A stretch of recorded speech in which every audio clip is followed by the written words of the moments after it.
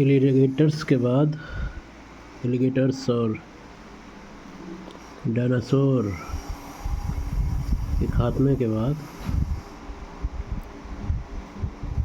वजूद में आए छछूंदर। इनसे वजूद में आए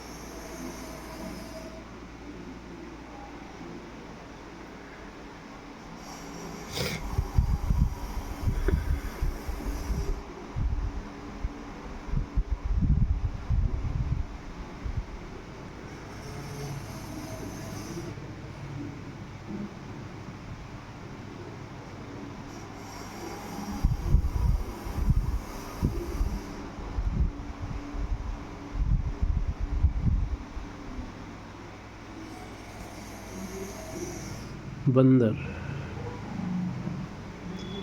उसके बाद इनका हुआ क्रमिक विकास। 4 तरीके के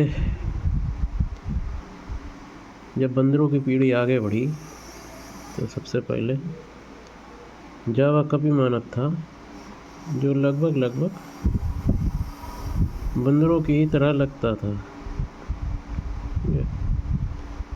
बंदरों की ही तरह जावा कपी मानव,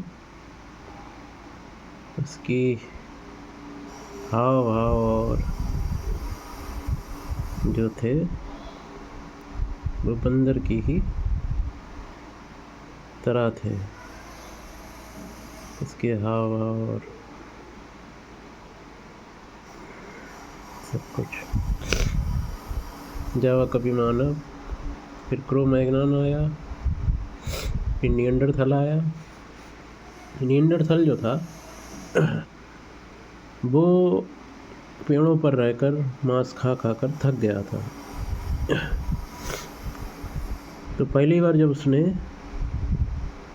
पेड़ों से उतरकर भोजन से परेशान होकर कुछ नया कुछ खाने का सोचा, तो वो पेड़ों से नीचे उतरा। पेड़ों से नीचे उतरने के बाद जो है उसने अपनी पेड़ों की टहनियों पर फल खाने की जो आदत है, उसी की तरह जो पौधे थे उनमें खाने वाली चीज़ ढूंढने की कोशिश की। कई बार उनके जो ग्रुप्स थे वो कुछ विषैली चीज़ें भी खा लेते थे पौधों ग्रुप में, क्योंकि उन्हें पता नहीं होता था।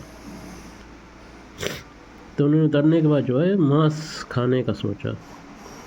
तो सबसे पहले जब वो मानव जो निएंडरथल था, तीसरी पीढ़ी, उसने जब मांस जानवर को मारकर खाया तो उसी जानवर की उसने खाल पहन ली।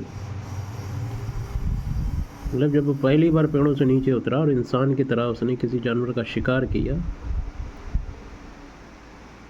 हथियार बनाने के बाद, तो उसने उसी हथियार से उसे मारने के बाद उसकी खाल को किसी तरह निकाल कर पहन ली। उस मानव ने जो पहली बार पेड़ों से नीचे उतरा था, जो इंसान बनने की कोशिश करता, बंदरों की जो लास्ट पीढ़ी थी, तीसरी पीढ़ी निएंडरथल। उस समय जो है उसने एक ही उन्हें सबसे बड़ा डर होता था सांपों का, क्योंकि वो नंगे पैर होते थे, पता नहीं कौन सा कोई सांप उन्हें काट ले। तो इस तरह से जो है उनका विकास हुआ। उसके बाद जो है मुझे लगता है ऐसा कि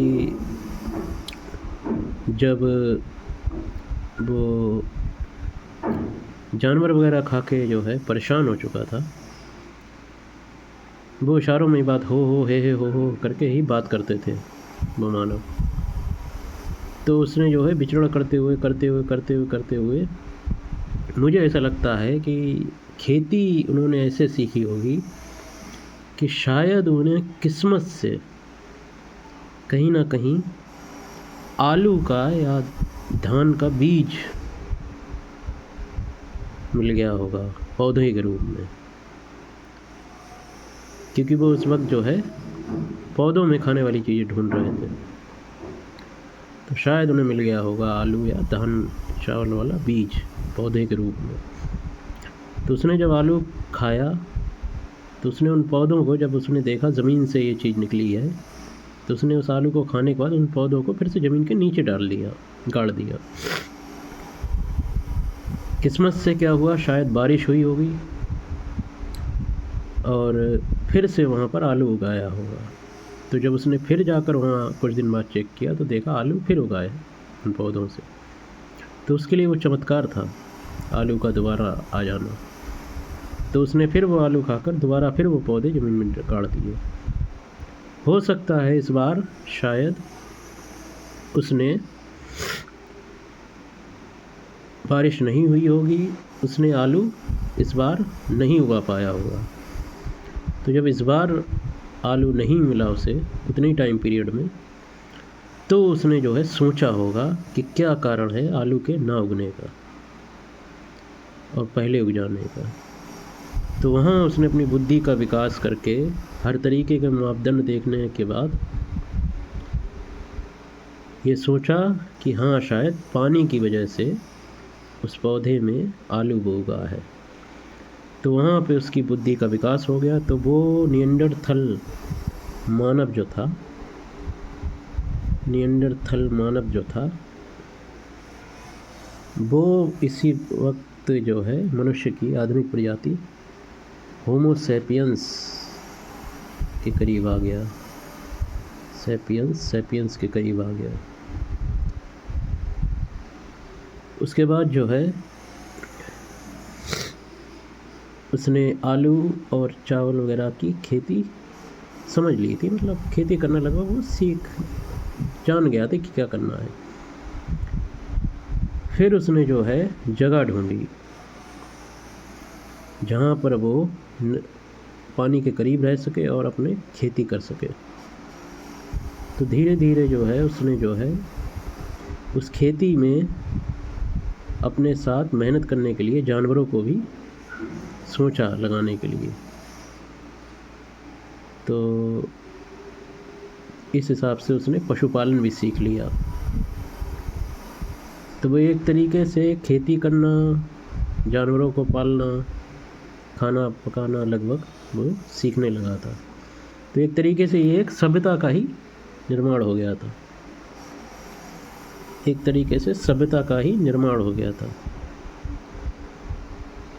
तो किसी भी सभ्यता में आप देखना तो इस तरह से जो है उनकी सभ्यता आगे बढ़ी, जिसमें जो है फिर जब वो मानव जो है अपना सभ्यता में हर तरीके काम करने लगा, पशुपालन करने लगा, निर्माण करने लगा, सब कुछ करने लगा, खाना वाना और खेती करने लगा, उसके जीवन यापन करने लगा, तो उसने जो है शायद पढ़ने लिखने के बारे में सोचा।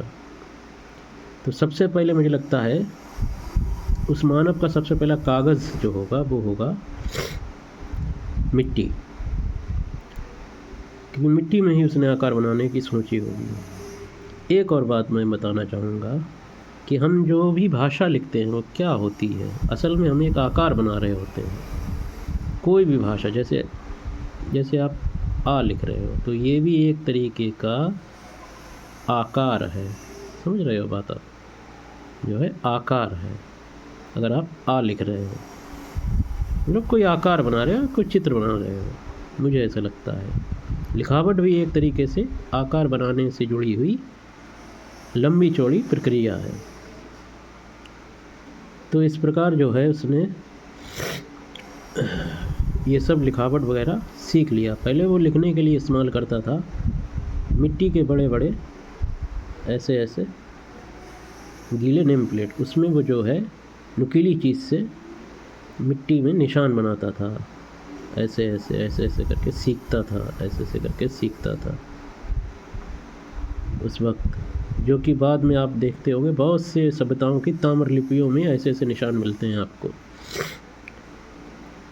तो जब वो मतलब ये सब सीखने लगा तो शायद मुझे लगता है उस समय की जो सभ्यताएं थीं, उन्हें अपनी सभ्यताओं से दूसरी सभ्यताएं इसलिए मुझे लगता है अलग अलग सभ्यताएं देखने को मिली क्योंकि उस वक्त लुटेरे वगैरह का बहुत ज़्यादा प्रकोप था। डाकू वाकू नहीं होते थे, तो वो जो है लूटपाट बहुत करते थे, तो उन्हें शायद अपनी जगह को छोड़कर कहीं और दूसरी सभ्यताओं में जाना पड़ता था। तो इस प्रकार से एक सभ्यता ख़त्म होती थी, दूसरी सभ्यता शुरू हो जाती। वो अपना ज्ञान उन्हें देते थे, उनका ज्ञान वो लेते थे। इस प्रकार से वो सब कुछ सीख गए थे। मतलब एक तरीके से जो है पूरा पानी का रख रखाव, पानी के निकास का रास्ता, उसके बाद जानवरों के लिए अस्तबल वगैरह, जानवर पशुपालन के लिए जगह, खाना पकाने की जगह, खेती करने की जगह, उसके बाद जो है बहुत सी बातें हैं। धीरे धीरे उसने जो है, उस वक्त की सबसे बड़ी बात ये थी कि कुएं वगैरह जब उन्हें मिलते थे, वो मानव बड़ा ही मेहनती, मतलब क्या बताऊं, वो मानव बहुत ही दिलदार, बहुत ही हिम्मत वाला था कि वो पौधे वगैरह बिना सोचे समझे जो है ज़मीन के जहीले हैं कि नहीं खाल आजाद लेता था, और पानी वगैरह की तलाश के लिए जो है कुएं के जैसे गड्ढों में उतर जाता था, या किसी चीज़ को बांध के सुबह से शाम तक थोड़ा थोड़ा पानी जो है, एक एक दो दो तीन तीन चार चार या थोड़ी थोड़ी बूंदे बूंदे करके पूरे दिन बैठकर पानी किसी गहरे स्थान से निकाल कर पीता था। तो ये होता था। तो इस तरीके से उन सभ्यताओं का विकास हो। जब सभ्यताएं बहुत ज़्यादा बढ़ गईं, जब लोग बहुत ज़्यादा बढ़ गए, तो शायद उन्हें जो है उन लोगों को, जब वो बहुत सी चीज़ें सीख गया और बहुत से लोग बढ़ गए, उसे किसी एक व्यक्ति की ज़रूरत पड़ी जो सभी लोगों का उस वक्त नेतृत्व कर सके। तो वहाँ से जो है किसी एक मेन आदमी, या कहें तो राजा और प्रजा का सिस्टम शुरू हुआ। ऐसे करके जो है मुझे लगता है हर चीज़ आगे बढ़ी। अब बात करूं मैं खगोल विज्ञान की। किसी वस्तु का एक निश्चित बिंदु जिस पर उस पूरी वस्तु का समस्त भार कार्य करता है, इसे बोलते हैं ग्रेविटी का नियम। मुझे नासा के साइंटिस्टों से जानना है कि पृथ्वी का वो निश्चित बिंदु कौन सा है जिस पे पूरी पृथ्वी टिकी हुई है। कोई ना कोई तो ऐसा निश्चित पॉइंट होगा ही जिस पर पूरी पृथ्वी का ग्रेविटी कार्य करता है। अब खगोल विज्ञान की बात करूं तो नासा वाले बहुत ही बड़ा काम करते हैं। अंतरिक्ष बहुत ही ठंडा है, वहाँ पर अपने प्रोजेक्ट भेजते हैं, थोड़े थोड़े करके प्रोजेक्ट अपने पार्ट्स में भेजते हैं, जिससे वहाँ पर वो जो है अंतरिक्ष में वो पार्ट्स वो जोड़कर स्पेस स्टेशन वगैरह बनाते हैं। उन स्पेस स्टेशनों में क्या है, वो space station fraction of second में, मतलब एक दिन में पृथ्वी के न जाने कितने हज़ार चक्कर लगाते हैं, और पृथ्वी के कोने कोने की फ्रैक्शन ऑफ सेकेंड की इमेज जो है उन्हें मिलती रहती है, और वो करते रहते हैं उसका विश्लेषण। अब दूर के ग्रह की बात करूँ, मुझे लगता है जो दूर के ग्रह साइंटिस्ट टेलीस्कोप से ढूंढते हैं, उनमें क्या होता है कि सूर्य अलग अलग किसी भी मतलब गैलेक्सी में क्या होगा, कोई एक स्टार होगा है, उसके बहुत से ग्रह होंगे जो उस स्टार्स के द्वारा संचालित होंगे, और उन ग्रहों में जो है गैसीय एक्टिविटी या ज़मीन बनने की एक्टिविटी चल रही होगी। एक और बात, ऐसा कोई ग्रह नहीं है शायद अंतरिक्ष में जहाँ किसी न किसी लिक्विड की बारिश नहीं होती। किसी न किसी लिक्विड की, कोई भी लिक्विड हो, सल्फ़र हो, अमोनिया हो, या वाटर हो, वाटर वेपर हो, मतलब किसी भी तरीके की लिक्विड की बारिश ना हो। तो शायद अंतरिक्ष में ये स्टार्स के ग्रह नहीं, एक तरह की लैब हैं या प्रयोगशाला हैं। इसी प्रकार से जो है बहुत से ये ग्रह और स्टार्स अंतरिक्ष में होते हैं और इन्हीं ग्रुप्स के साथ जो है आकाशगंगा बनती है। उन आकाशगंगा में ऐसे बहुत से होते हैं। नासा के साइंटिस्ट जो है दूर के जो ग्रह होते हैं, ग्रहों में क्या चल रहा है क्या नहीं, वो शायद ऐसे पता लगाते होंगे रसायन विज्ञान की पीरियोडिक टेबल से। पीरियोडिक टेबल की जितनी भी गैसें हैं वो सब किसी न किसी कलर से पहचानी जाती हैं, रंग से पहचानी जाती हैं। अंतरिक्ष की जितनी भी गैसें हैं, तो ग्रहों में कौन कौन सी गैसें कितने % हैं, ये सब जो है टेलीस्कोप से देखते हैं, फिर उसका विश्लेषण करते हैं अपने कंप्यूटर में पूरे दिन रहकर नासा के साइंटिस्ट। दूर के जो होते हैं बहुत ज़्यादा, जहाँ की लाइट अभी तक नहीं आई है टेलीस्कोप तक, वहाँ के भी क्या है उन्हें कुछ धब्बों में मिलते हैं, तो उनमें भी वो गैसों का ही विश्लेषण करते हैं रंगों के रूप में। मतलब रंगों के हिसाब से गैसों का विश्लेषण करते हैं कि कितने % कौन सी गैस है उस पूरे क्षेत्र में, पूरे एरिया में। तो ऐसा मुझे लगता है होता होगा जो नासा के साइंटिस्ट अपने कंप्यूटर में पूरे दिन पता लगाते हैं। और अब इसमें ये भी बात है कि हम जो है आप गर्मी मतलब हीट को भी किसी न किसी कलर से ही पहचान सकते हैं और कोल्ड को भी किसी न किसी कलर से ही पहचान सकते हैं। ये होता है।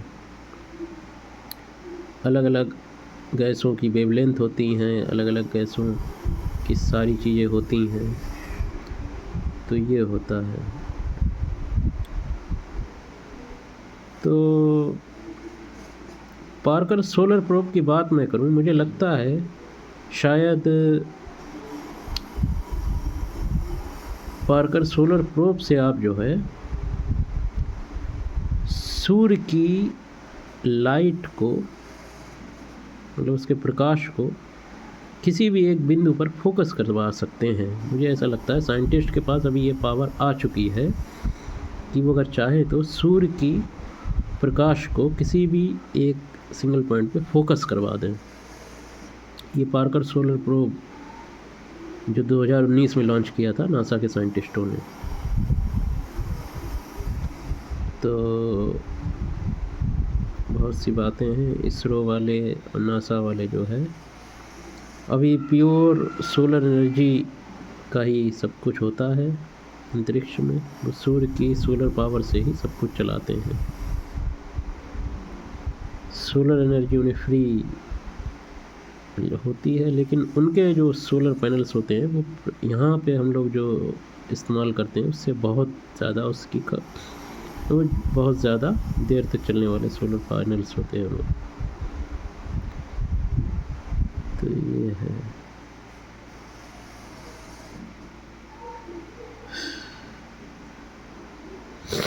गैलेक्सी इसी प्रकार से सूर्य के कई तरीके के ग्रह हैं। सभी ग्रहों में एक टाइप की लैब या प्रयोगशाला होती है।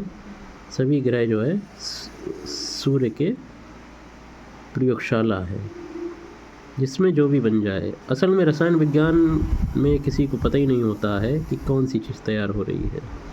रसायन विज्ञान के साइंटिस्टों को वो जो है जब परिणाम आता है तभी उसका कैलकुलेशन डालते हैं कि क्या है क्या नहीं। तो बहुत ही हैरानी की बात है कि नासा के साइंटिस्ट जो हैं इस प्रकार से पता लगाते हैं दूर और सुदूर ग्रह के गैसों के हिसाब से कहाँ क्या चल रहा है। तो गैलेक्सी आकाशगंगाएं जो है क्या है, इसी प्रकार के सूर्य और सूर्य के बहुत से ग्रह, एक ग्रह के 2-2 सूर्य हैं, ऐसा भी होता है। एक और बात मैं बोलूँगा, शायद जो उल्कापिंड अंतरिक्ष में तैर रहे हैं, उल्कापिंड, वो मुझे लगता है ग्रहों के फटने के बाद के टुकड़े हैं, जो बहुत से अंतरिक्ष में ग्रह पुराने फट चुके हैं, उनके टुकड़े जो है सुदूर अंतरिक्ष से इधर उधर तैरते रहते हैं। वही उल्कापिंड जो है, पत्थर जो होते हैं, वो ग्रहों के फटने के टुकड़े जो हैं, जो बहुत प्रकाश वर्ष पहले, हज़ारों प्रकाश वर्ष पहले फट चुके होते हैं, या नए नए मतलब ख़त्म हो चुके होते हैं, उनके टुकड़े जो है अंतरिक्ष में तैरते रहते हैं इधर उधर। तो ये है, इस प्रकार से जो है सारे ग्रह तैरते रहते हैं। तो ये सब मुझे बताना था।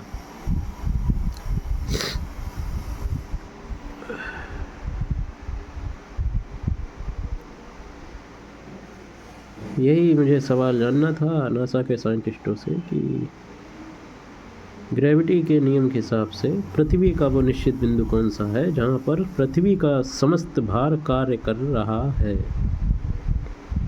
एक और बात मुझे जाननी है कि क्या पानी या वाटर लेवल जब बहुत ज़्यादा नीचे चला जाता है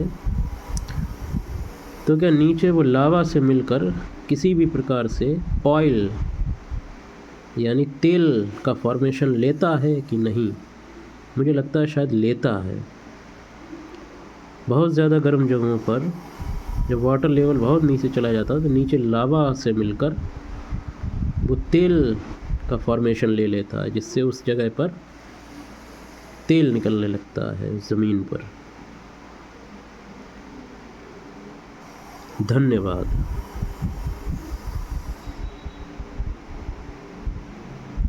शिवम विश्वास।